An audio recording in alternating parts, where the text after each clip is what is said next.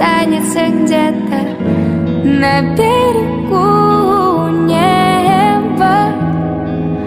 Тихо к нему прикоснется луч одинокого солнца на берегу неба.